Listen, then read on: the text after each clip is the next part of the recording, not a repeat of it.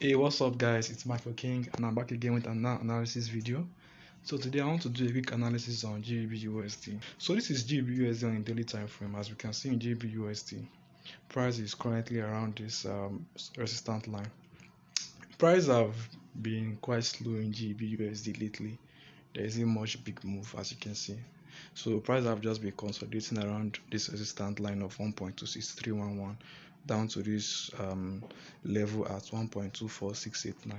So now switching to the smaller time frame, which is the H4 time frame, I'm going to write out two key level, resistance level and support level, and I'm going to tell you how you can trade GBPUSD. So the first thing I'm going to do is I'm going to try to mark out this resistance level, this minor resistance level at this point. As you can see, price has been struggling to break this level, so let's just make a minor resistance point. As you can see here also, price has been having problems to break this level before it eventually break this level and went up. So let's just make this a minor resistance level, and then let's now look at our minor support level. So this point will be our minor support level. As you can see, price have been having problems to break this level to the downside. So also at this point, so the price is having problem to break this level. Also, you can see at this level, so you can see that this level wants act as a resistance level at this point. So this should be our minor support level right now.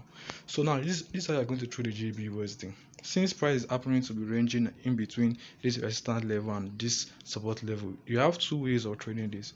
You can either trade within the range, which is probably setting a buy stop order at this point. When price gets to this point, a buy stop order at this point with maybe TP at this point, or you can even place a sell stop order maybe at this point, then TP at this point. That is if you want to trade this GBUSD within the range.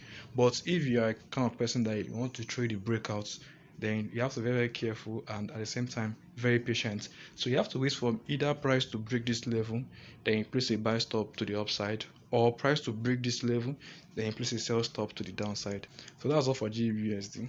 If you do enjoy this video, don't forget to like, also share, and don't forget to hit the subscribe button so that you won't miss my next upload.